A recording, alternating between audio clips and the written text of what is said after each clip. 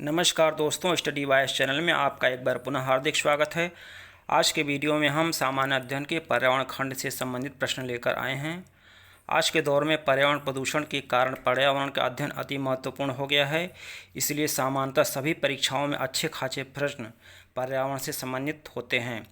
इसलिए पर्यावरण का अध्ययन अति ही महत्वपूर्ण है और इसी के तहत हम आज 10 अति महत्वपूर्ण प्रश्नों को लेकर आए हैं। तो आइए इन प्रश्नों को एक एक करके देखते हैं।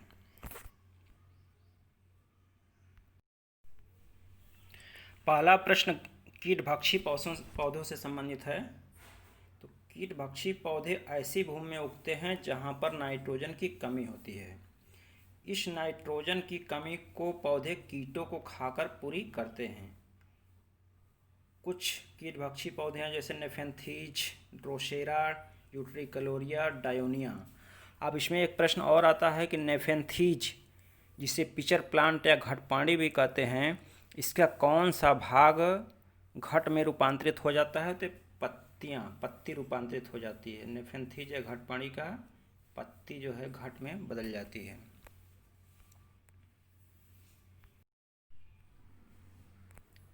नेक्स्ट, खाद्य श्रृंखला में ऊर्जा का प्रवाह कैसा होता है? तो ये होता है एक दिशीय, यानी एक ही दिशा में।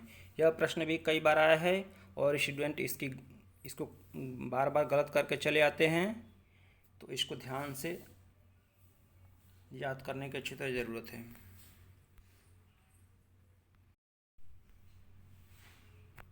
नेक्स्ट, पृथ्वी पर कितना परसेंट मीठा जल है? तो ये पृथ्वी पर कुल उपलब्ध जल का 2.8% भाग ही मीठा है और 97.2% भाग जो सागरी है खारा है। 97.2% सागरी है। और जो मीठा जल है 2.8, उसमें से 2.1 हिमानियों के रूप में है, जो कि उच्च ध्रुवीय क्षेत्रों में या फिर उच्च पर्वतीय क्षेत्रों में पाया जाता है। यानी कुल उपलब्ध जल जो पृथ्वी पर है उसका 0.7% भाग ही मानव को पेयजल के रूप में अभी उपलब्ध है, जो कि भूमिगत जल, नदियों में, मीठी झीलों में या फिर वायुमंडल में उपलब्ध है।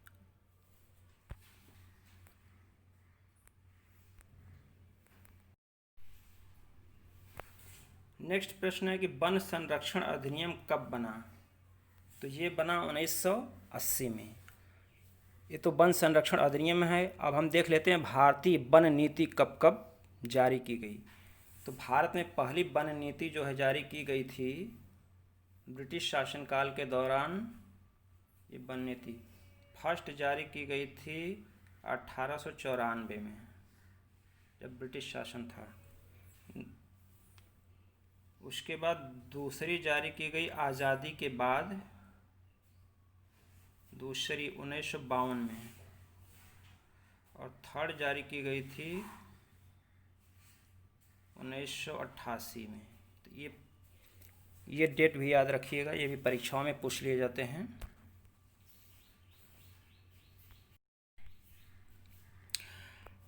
अगला प्रश्न है कि सारगैसो सागर का नामकरण किस आधार पर पड़ा है? तो ये पड़ा है सारगैसो नामक समुद्री घास के नाम पे। तो सारगैसो नामक घास क्या होती है? जड़ विहीन घास होती है। और सारगैसो सागर स्थित कहाँ है? यह स्थित है अटलांटिक महासागर में, उत्तरी हिस्से में। और इसके चारों ओर सागरीय जलधाराएं चलती हैं, लेकिन सारगैसो सागर शांत है।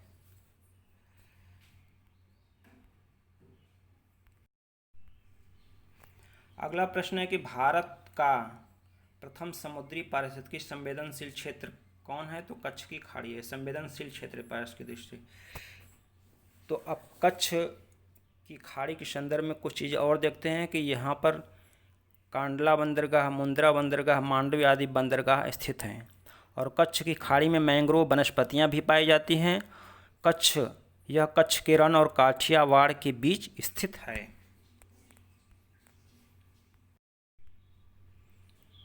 नेक्स्ट है कि जैव सुरक्षा यानी बायोसेफ्टी पर कार्टाजेना प्रोटोकॉल कब लागू हुआ? तो ये लागू हुआ था 2003 में।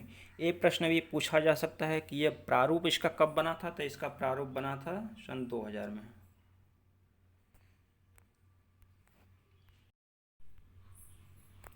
नेक्स्ट प्रश्न, सामान्य बातचीत करते समय कितने डेसिबल की ध्वनि पैदा होती है?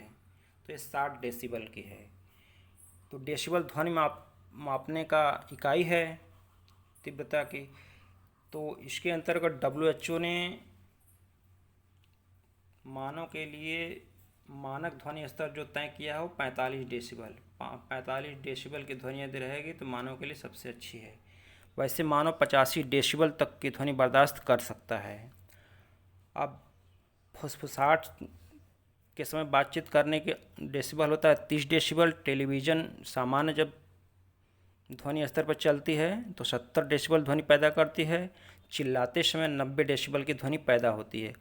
और रॉकेट और मिसाइल आदि का 180 डेसिबल तक का ध्वनि पैदा करते हैं।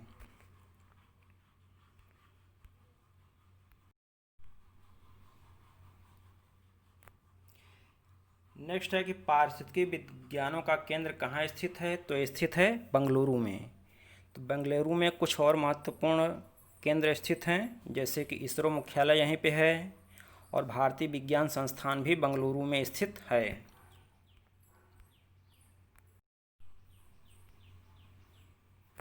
नेक्स्ट, ओजोन परत के संरक्षण के लिए 1987 में हुआ मॉन्ट्रियल समझौता कब लागू हुआ?